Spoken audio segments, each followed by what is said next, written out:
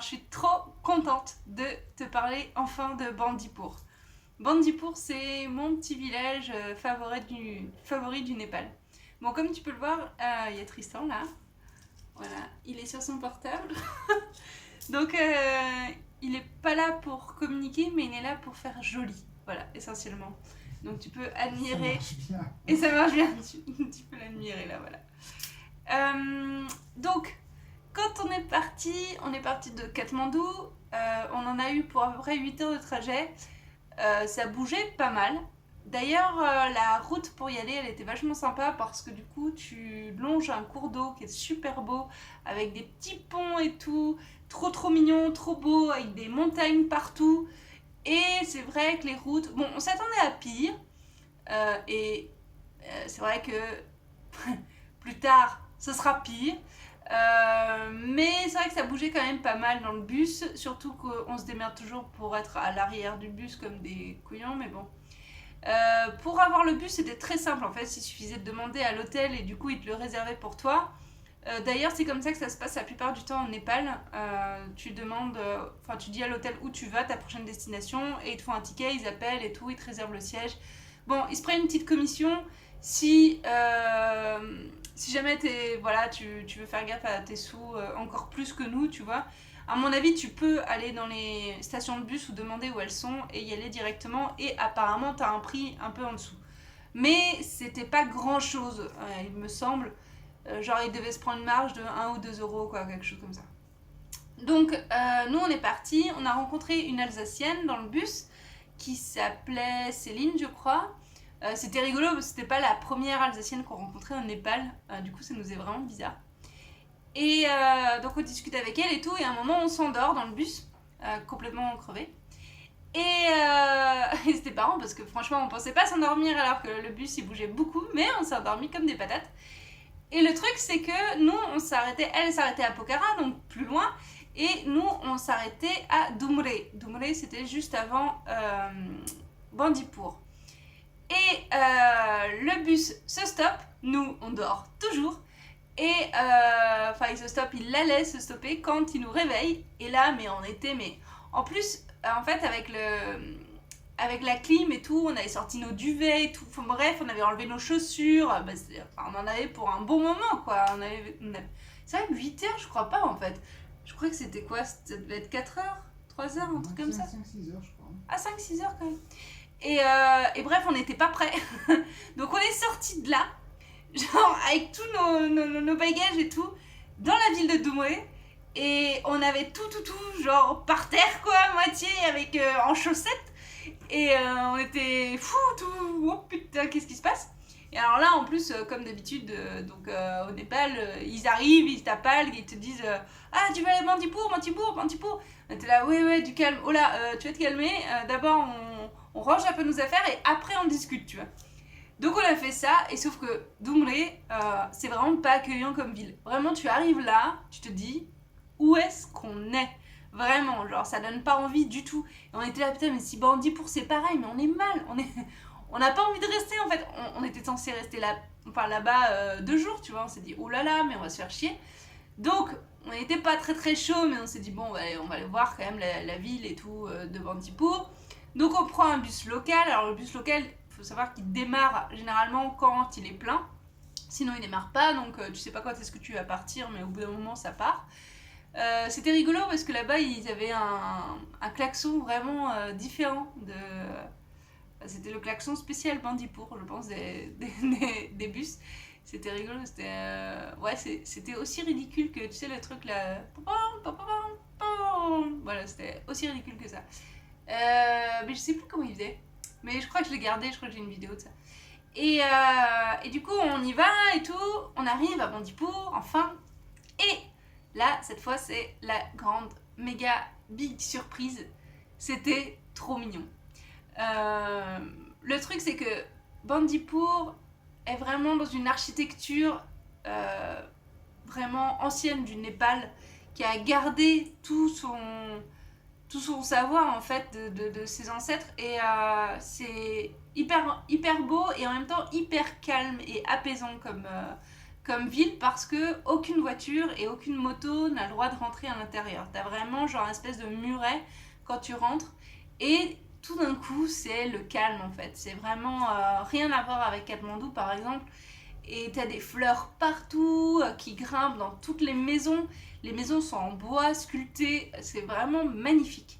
Et comme dit, c'est très calme. Alors le problème bien sûr de Bandipur, c'est que c'est tellement mignon, tellement joli, que c'est devenu une grosse attraction touristique et qu'il y a énormément de touristes à l'intérieur. Mais heureusement, il y a aussi beaucoup de Népalais. Donc ça, c'était chouette. On a entendu des chansons népalaises à l'intérieur. On a pu, ouais, on a pu bien se faire au rythme en fait du Népal à l'intérieur de cette ville.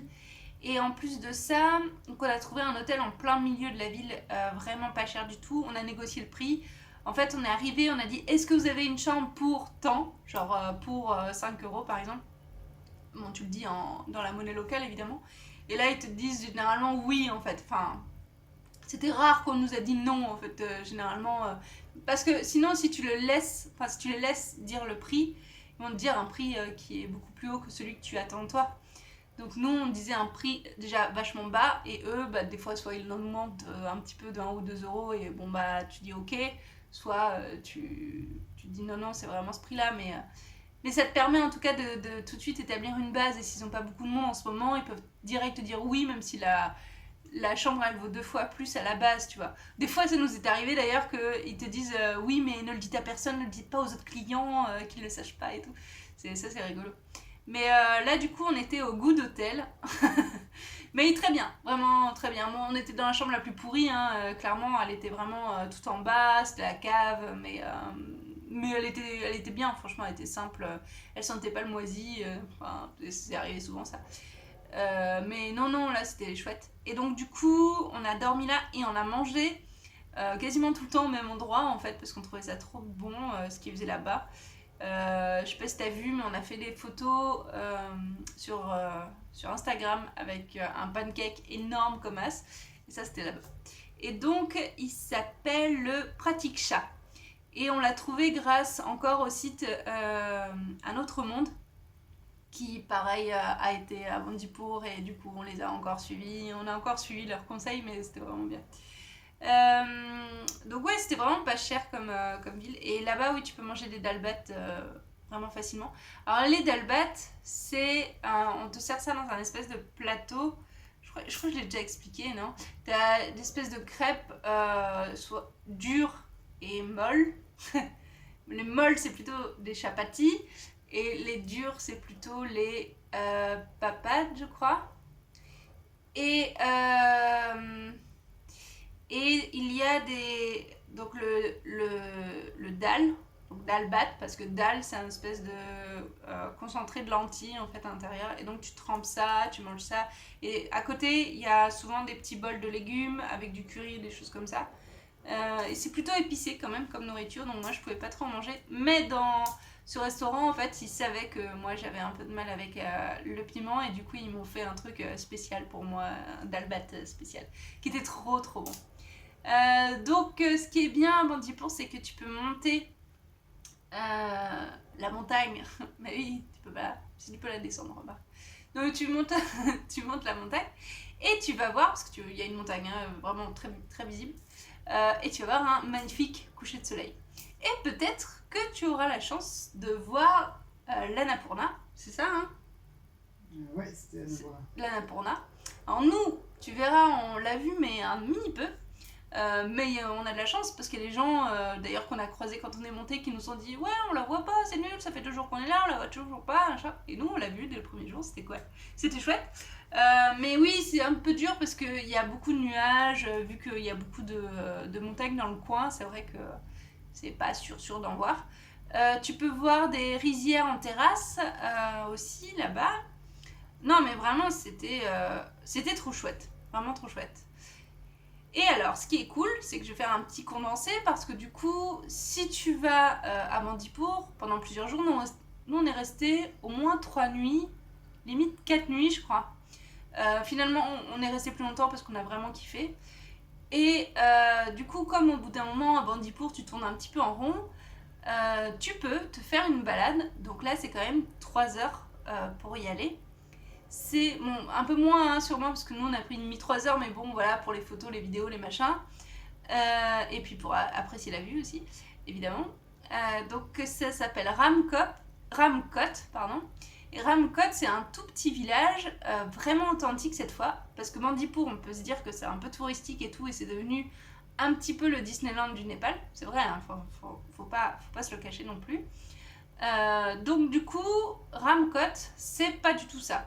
Ramkot, c'est vraiment loin d'être touristique, parce que justement, il n'y a aucun moyen d'y avoir accès, sauf à pied, et comme c'est un long trajet, les gens, ils se prennent pas la peine. D'ailleurs, généralement, à Bandipur, ils dorment une nuit, puis ils s'en vont. Donc nous, on l'a fait, on a marché, la marche était trop belle, en fait, toute la balade était super jolie. Alors, elle était dure, hein, c'est vrai, il y a des moments où c'était un peu galère, mais franchement, on regrette pas du tout. Et donc, Ramkot, c'est vraiment le vrai village authentique du Népal, tout petit, avec plein d'animaux partout qui se baladent, avec les locaux qui s'occupent donc de leurs graines, de leur agriculture et tout devant toi. C'est vraiment, vraiment sympa. C'est pas là-bas qu'on avait rencontré le gars là, qui nous avait fait découvrir un fruit? Oui. Ah ouais. Bah voilà, et donc, enfin, le rapport en tout cas avec les Népalais était vraiment, je vais encore le redire, mais encore authentique. Bah là par exemple, ce que je me demandais si c'était là-bas, mais c'est un mec qui était juste, qui était à côté de nous et qui se baladait, qui avait mis de la musique et tout, et qui commençait à cueillir des fruits. Et donc, il nous donne à manger un fruit qu'on n'avait jamais vu. D'ailleurs, je crois pas qu'on l'a revu, ce fruit. Et donc, il nous dit, ouais, faut le goûter comme ça, comme ça. Donc, on mange un peu. Donc, forcément, il connaît pas trop l'anglais, mais on se débrouille, tu vois, on se comprend, c'est rigolo et tout.